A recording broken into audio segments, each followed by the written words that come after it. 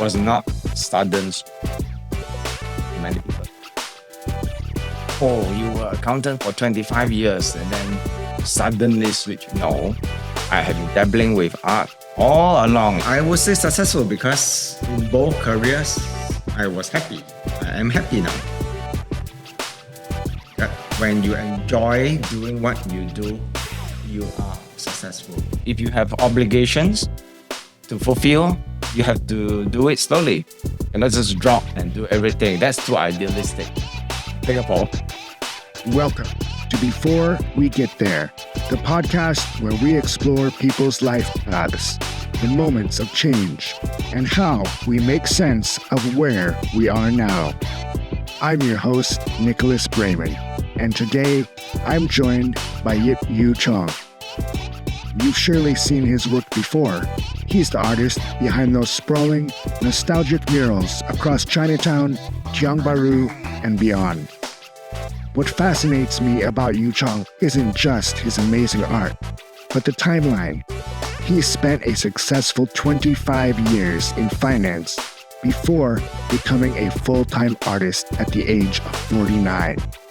We talk about that transition, how he knew it was time to pivot, the fiction of memory in his work, his pragmatic approach to following a passion without ignoring the reality of keeping food on the table, and much more. If you've ever wondered what it looks like to start a second act mid-career, or you want to know more about the story of the walls of Singapore, this conversation is for you. Enjoy the show. Hi, Yew Chong. Thanks so much for being with me here today. Hi, Nicholas. It's great to have you. And what I wanted to start off with, I read this article where you were sharing, of course, you're known for your murals all across Singapore and elsewhere as well. And you shared a story about how sometimes when you're painting, there will be people gathered around watching you do your work. And I wanted to ask what that feels like when you have an audience when you're doing your painting live. Yeah, I feel happy because there's an audience, and that's precisely why I paint, right? I want the world to see. So what attracted you to this medium in the first place? These big murals that are in public spaces, rather than, as you said, art as art itself, traditional canvas. Since young, I have dwelled myself in art, coloring on papers, using magic pen, crayons, just like every child. And then over time, I got very passionate about drawing, painting, although I studied science and then accounting. So art has always been passion, regardless of what is the format. And then when I was in the secondary school and university, or even serving national service, I was asked to paint backdrops for events or for dramas. Those are like murals, except that they are not on the streets. And then come 2015, when I was taking a break from my accountancy work, I tried mural painting on the street for the first time, having been inspired by some of the public murals on the streets in Malaysia and then in Singapore too. So I wanted to try out painting myself on the streets. By then, I was already confident, right? Because I've done this so many times, although they were not public. And almost immediately, my first works were recognized by the public. They liked it. The rest was history. But having said that, I have always continued to practice the diversity of forms. So I continue to do paintings on canvases and even on tablets, digital drawings, filmmaking, and so forth. So murals is just one format of I practice. That's awesome. I read that you had actually quite some challenges when you were first starting to get permission from the various agencies, paintings, and find the right building and get to do all of your, especially I think your Chinatown works. What was that process like? Was it challenging to keep pushing to make your vision? When I completed my first murals at Everton Road, they, as I said, they were hits already. So I wanted to do more for where I grew up. Fond memories was Chinatown. So and because at that time it was just like I was still working. Thing. It was just a few months after sheer success, right? I didn't really have strong portfolio to show. So I went around Chinatown to try to knock on the doors. Actually, the shop houses, mainly the shop houses in Chinatown, asked house owners or tenants to try to connect me to the house owners to get permission. It was really hard because most of the shopkeepers, they would say, oh no, I cannot connect you with the house owner because privacy, right? And I also approached the URA for contacts, but obviously as government agency, again, privacy.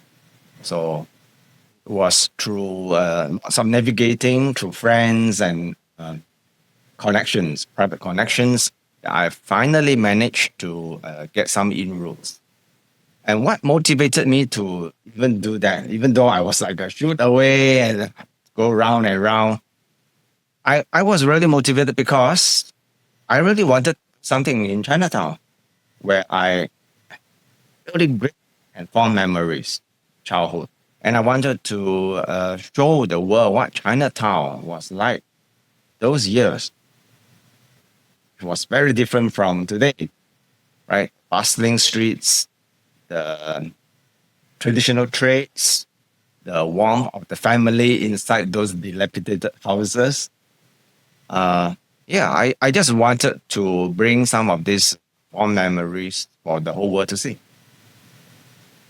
And I think it started to pick up and snowball after you got some engagements because people really liked your work. I think one of the reasons you mentioned people really connect and resonate with your work is because it makes them think the good old days, past times. And this is kind of a philosophical question, but I was thinking about it. And I was wondering if how you feel about how time changes memories of what things used to be like. Like maybe we have a bit of a nostalgia that actually things we remember them as better than they actually were in reality. Better. Do you think that's true, or do you think actually not really the reality of what you missed or what Chinatown was like in the streets back in that time? Well, better. I think now is better. Now it's better. Definitely. Look at Singapore today and Singapore in the past. Definitely now is better, in my opinion.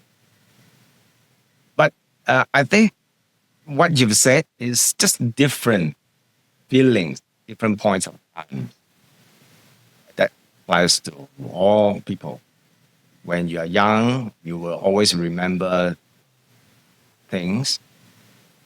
We tend to cling on to it for a while. And then as you grow older, attitudes also change. You don't like play toys anymore. So it's, like I said, different feelings at different points of times. There is no better. Although most people think that old times, good old ways is always better. Yeah, but to me, I always feel now is better. Definitely more convenient, cleaner. Yes. Why would anyone want to live in a dilapidated houses where the roofs leak during rainy seasons? There were lots of mosquitoes, rats in the kitchen. While you're sleeping, there are bugs. I don't think anybody want. And even the toilets, there were no flushing systems to carry water flushed. So I wanted to dig in a bit deeper about the heritage part, because there's a lot of heritage work that goes on in Singapore, rightly so, want to preserve the heritage of the past. How do you feel about where your work fits and how you're enhancing, and beautifying walls, shop houses? People have that vision. Okay, use the word preserve. Yeah, and I think many people also use the word preserve for art, or I will differ. I don't preserve anything. Actually, I don't preserve stories, histories. They are actually just fiction of my memories. I see art as an expression of a fiction of lived as for all to see. And actually, that's it. But because they often depict these happy memories and ways of life that are no longer visible, so people thought that I preserve, but they're actually just impressions from my lived experiences. And I'm not denying, like people say, oh, yeah, you're preserving history. Well, although I said that I'm not preserving, but I'm actually promoting. I'm promoting heritage, promoting the culture, promoting the warmth of relationships, as like depicted in all my works. Uh, yeah, why not? It makes people happy because I'm doing so serves so many purposes. Right? Like I said, tourism, promotion, culture, even education to the young people. How far we have moved, right, from those houses to modern living, cleanliness, safety. And Always. yes, of course. And I think one thing that was very interesting when I was doing my research is maybe people wouldn't realize by just seeing your art how much research that you do for your painting. You talked about how you do hours and hours of studying old photographs, researching the history of the buildings and the area, and that sort of. It seemed like it was, from what you said another time, it was a very important process for you.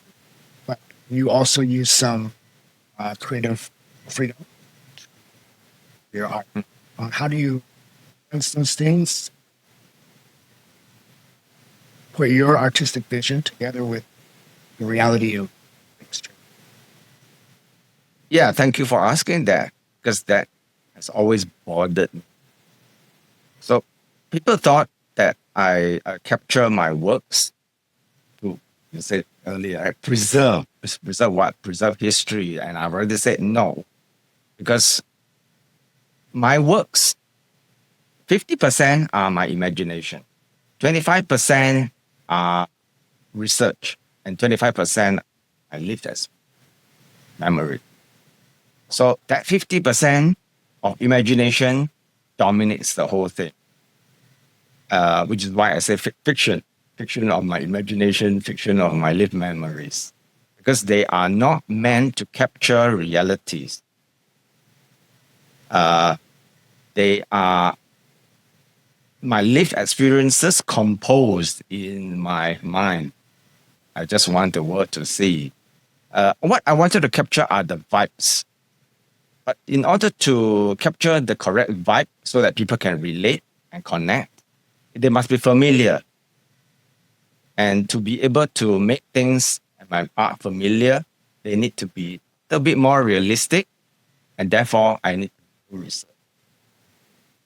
To do the research, I don't dwell into too much details. I will do online research, especially macro views of things, just to get the vibe.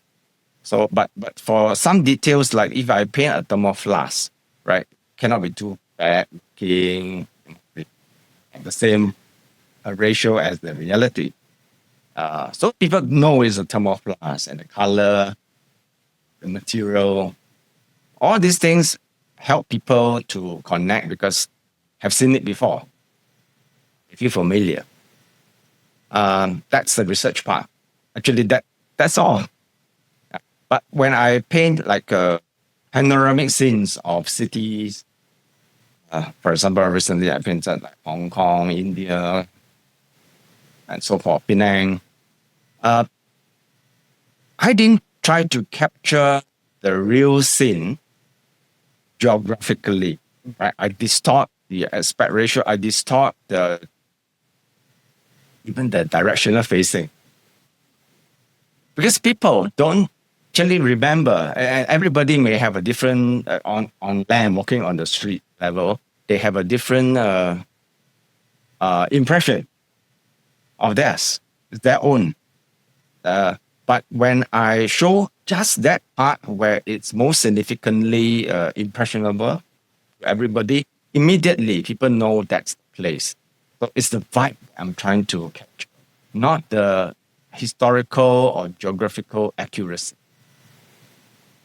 So when you capture the vibe correctly, people feel they can immerse into it. I mean, just like you said, the people like to pose in front of the murals, because if you capture the vibe, people want to be inside. So that's my aim, not preserving the historical accuracy, but the vibe. Right. Good vibes. And did you know that strategy or framework from the beginning, or did you develop that as you did more and more? Along the way, I normally don't overplan, and I discover my methods and what I wanted to achieve along the way. Even the themes of what I wanted to paint. Yeah, when I started my first murals at Everton Road, I didn't intend to always paint this, to use the term nostalgic. It so happened that the place where I have painted at first was in the historical district. It's a conservation area. So what the mural fits well in that type of conserved houses are the histories. And that kind of come Junho. Nice one is a niche. The signature. The signature. So it was not intended. If I had started with something more abstract and futuristic, maybe it could have been my niche too.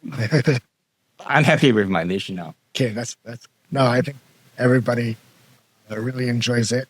So I wanted to go back because one of the most interesting things about your journey is that you had basically a full career before you started your murals.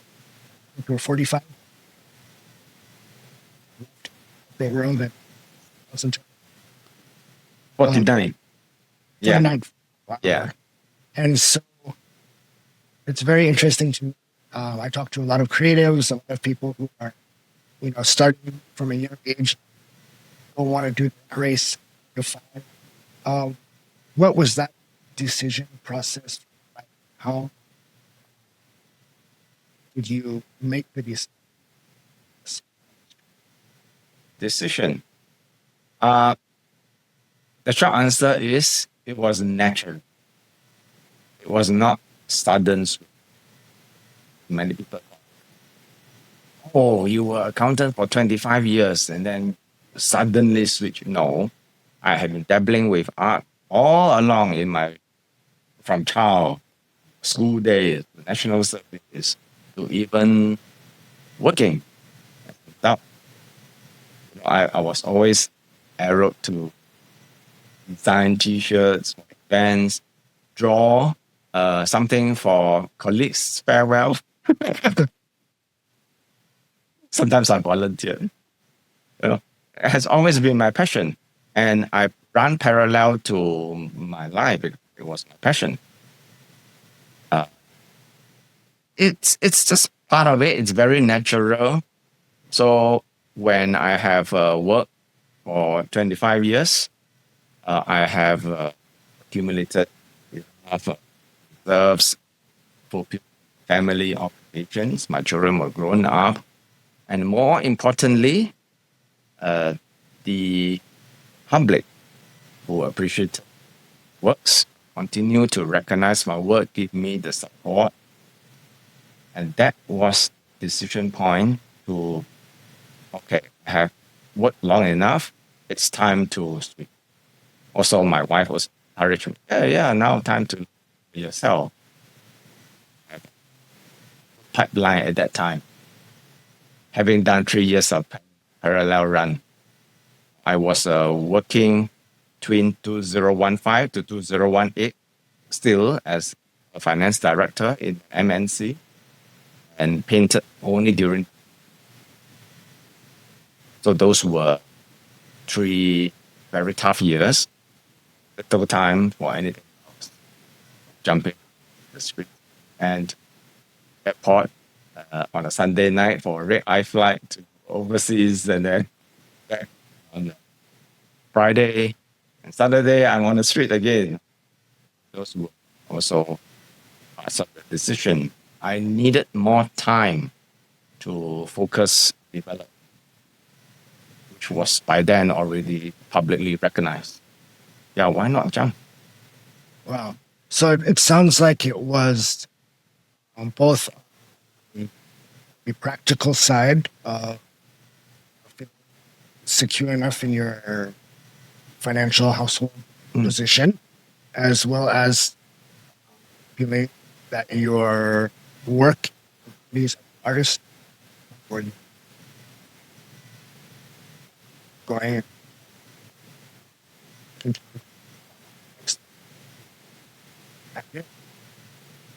both things had to happen for you. But your personal side feel secure and stable, and your artistic side in your days. Yeah, I think you hit the nail. I've never thought of that. Yes, I think both works, and it was so natural.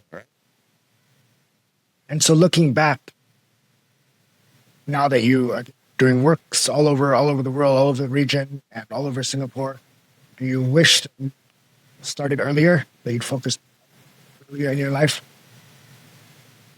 Okay, I've been asked this question also many times. I don't think so.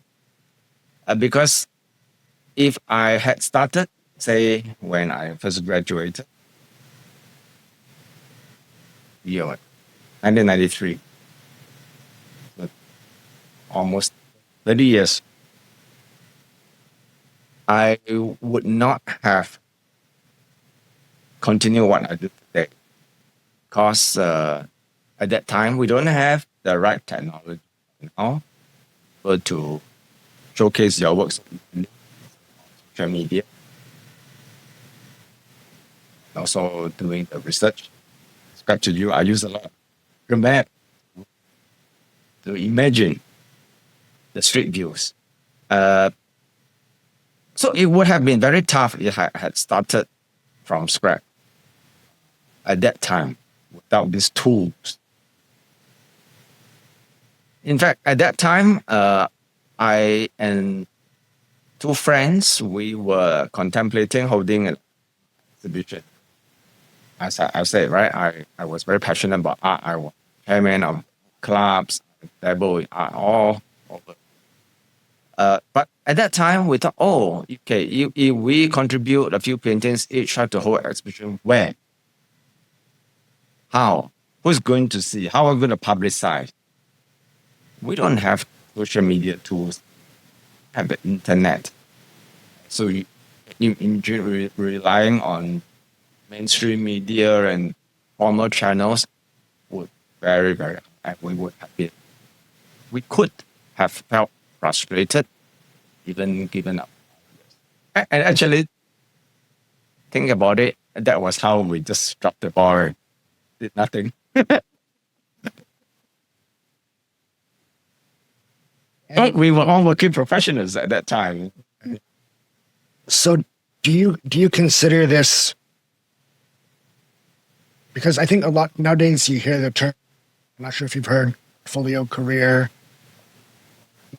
gig economy, doing multiple work at the same time, different projects. Maybe they teach yoga on the weekend, they have a job as a barista in the week, and then they do their own freelance design work, evening, this kind of thing. How do you think about your path and having these? Is it like Act One in finance, Act Two as artist, or do you see it more as all part of this journey? From an area view, I think the Act One, Act Two looks more like it, because it's quite discernible.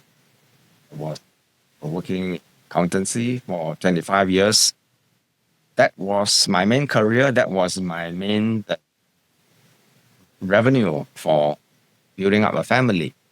Then 2001 onwards, completely focused. But of course, in both eras, I do many other things. But the main focus were this. So I would say yes, Act One, Act.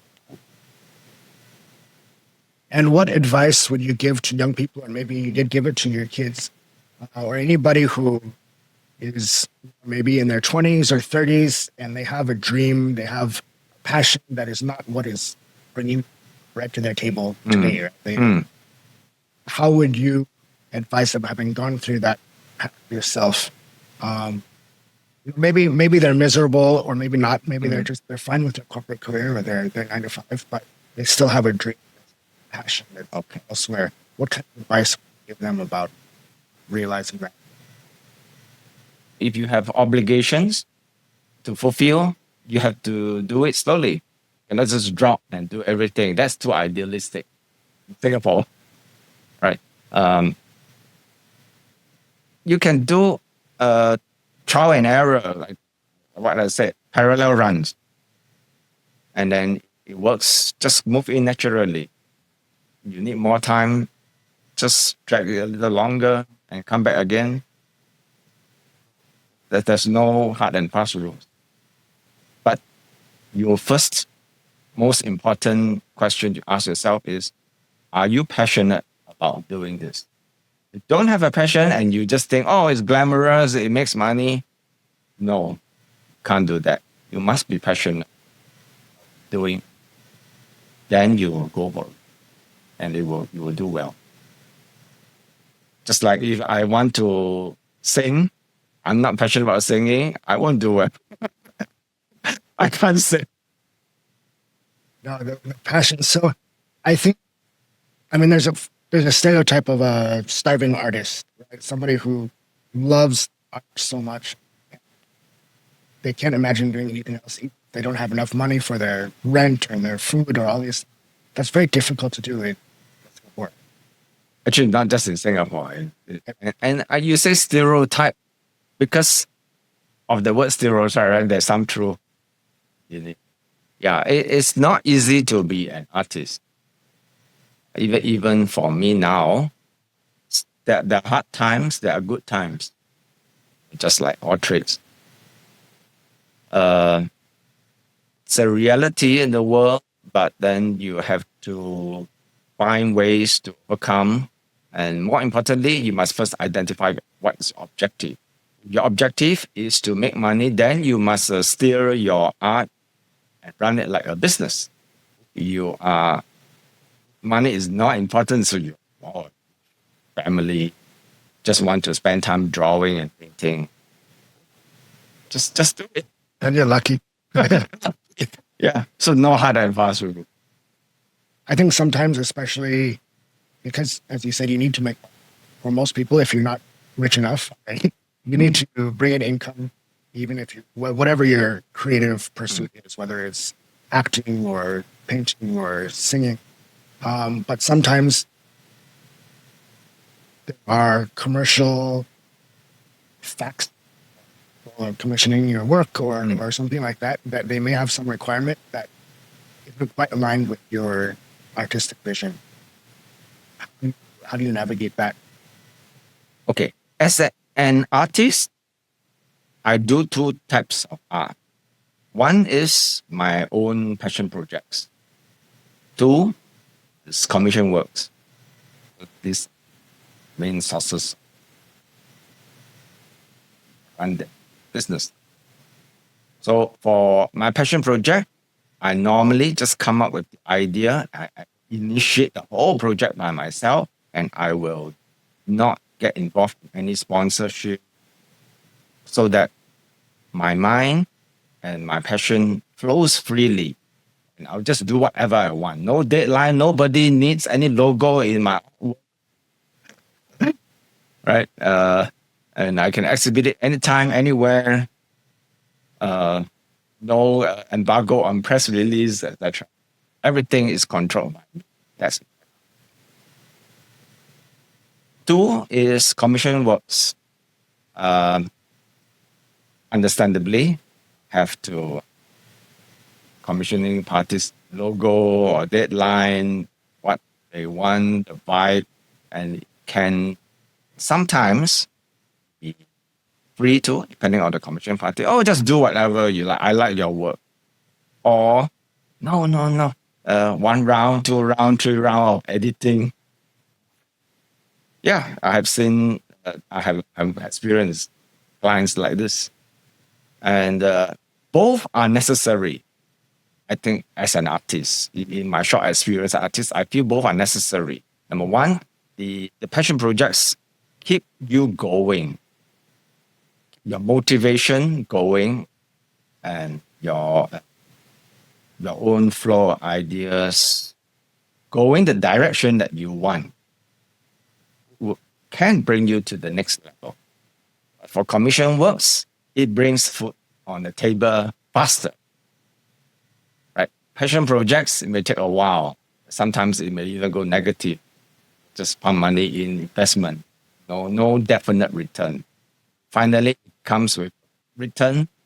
Has there ever been a time where you had to made the artistic decision to reject a project or a client because what they were asking wasn't aligned with your values or your artistic expression? Yes, I have declined projects with client upfront, which I feel they didn't align with my values, with my themes, and for genre of practice. Because otherwise, you waste time. You don't have the motivation to create work. Sometimes they can even be very good money, but if I don't feel like doing, I can't deliver. Why waste everybody's time? So if I say I want to a more international artist, that's hard. That means I need to travel more. And that also means that I need to turn down more local jobs, assignments. Because I only have myself. Time is limited, resources. So in order to journey, then you need to channel more time to do that. So unfortunately, which it means you have to turn down some things in Singapore. And that's also because I have already done way too many things in Singapore to the extent that I don't want to use the term, but like I don't want, okay, a nicer way, a nicer analogy is I don't want to be like a fast food or a fast coffee chain where every turn and corner you see my works, and that's to me not my aim. Right? I want my art to be experienced. Okay, especially that's the nice experience when you bump into it once in a while, not at every turn. Interesting. So you have your niche clearly. How do you think about, I mean, you mentioned overseas, but for the artists, do you still think about evolving? How do you think improving? Like when you look back at your older works, are there things you would do differently if you were painting it? Yes, of course. Sometimes when I look at my older works, I cringe. Why did I do that? I think it's the same for all people, right? How you painted, how you sang, how you write, how you acted. When you look back, you will cringe. But I don't have a regret because it's just part of the journey of everyone who progress. And that also means you have progressed. Right? It's not a regret, but you just cringe. No, why did I do that? Uh, I think it's important for all trades, including artists, to improve, evolve, and reinvent themselves in this fast changing world. And that's one of the main reasons I have diversified art, not just painting murals, formats, but spend more time painting canvases and the works. Now AI is also causing some anxiety. And even within canvases, instead of just painting all local scenes, Pitiam, kampongs, I have started to paint my world series, right? Places all around the world that I have lived as. So, same format, slightly different themes can also reinvent yourself and also broaden your audience too. So I think that cringe factor is very important, and I think it keeps a lot of people from trying things. They know that they will have that cringy feeling if they try something new. They're not good at it, or I mean, it's like you try something new, whether it's a sport, whether it's art. By right, you won't be good at it. If you're already good at something, then it's easy. It's not worth doing, right? But it's very difficult to get over that cringe. Is that something that you learned better at over the years, or were you always fearless? Feeling? For me, I will still fall back to passion. If I feel I have a passion for that, even though it's a little new territory, I will go ahead, try it. But if I feel I don't think I like to even do it, then I won't go there. It's explore, but explore only when thing you like. So, like same like traveling. I like to travel a lot, different places around the world. I like to do more like a local life type of traveling, like homestays, and vibes, big cities, modernized cities that look already like Singapore. Uh, I know my passion. And so when I go exploring, I also don't try to overplan and just follow my heart. And even though there are, say, some nice cities coming, everybody flock there, I'm not so interested then because I'm already not interested. But why force myself? So everyone is going there. So do you still have projects that are like your dream projects you want to do in the future? Dream projects, always dreaming. Even when I was painting my current projects, creating my current projects, I always dream, wow, how do I make it better? How do I morph it more interesting and becomes a new project? Well, at this moment, I am embarking on this Paint My World, which is series of canvases of all the places that action lived experience. I think that's the key for now because that project expect that draw until 2030. Wow. How many years? Yeah, I started last year. Going to 4, 5, 6 years projects. I've finished. Sounds amazing. So that's for now. I don't think I will dream anymore because I don't think I will say, oh, okay, after I paint my work, I want to paint now the space. When the time comes, I will know naturally. Awesome. And one last question. Again, going back to your two acts of your career, successful finance accounting career, very successful career as an artist. When you think back, what are you most proud of? Okay, you use the term successful. I don't know how you define it, but to me, I would say successful because in both careers, I was happy. I am happy now. Okay? When you enjoy doing what you do, you are successful. I'm sorry, I missed your main question. No, that's perfect. No, that's why I leave it open because I like to hear how they define success for themselves. So so I already answered the question. You answered the question perfectly. And I think that is something it's a very good aspiration that not everybody is able to achieve, but I hope everybody can achieve being happy with what they're doing. Did you have times when it was a struggle to be happy? You wished you were doing something else, more successful, bigger house.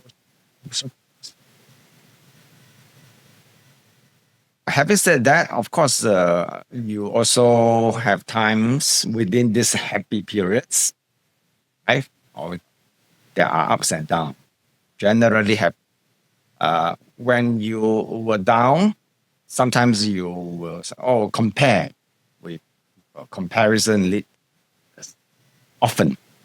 I had this like person or like that business. That leads to some of the downtime. But you will get over it. Time pull you out again, and then you will happy again.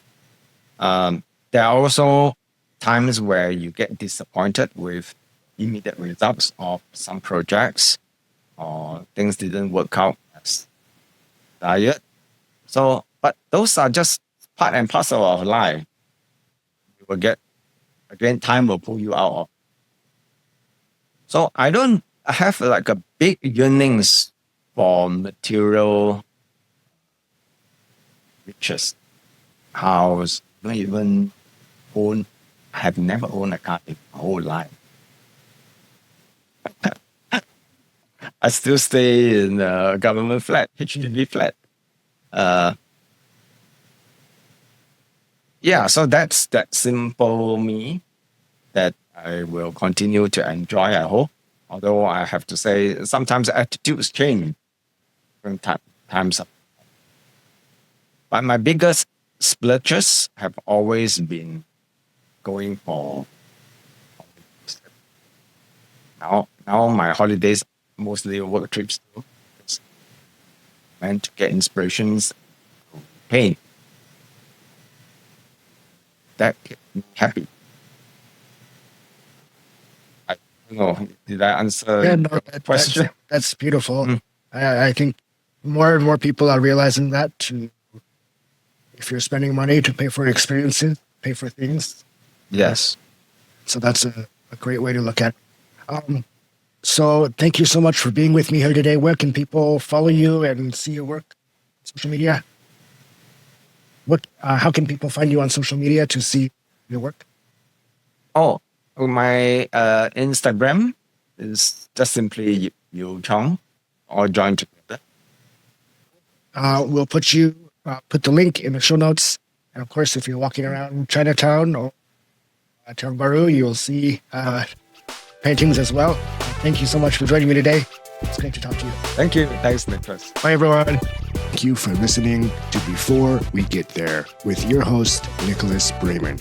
Please like and subscribe on YouTube and your favorite podcast platforms like Spotify and Apple Podcasts.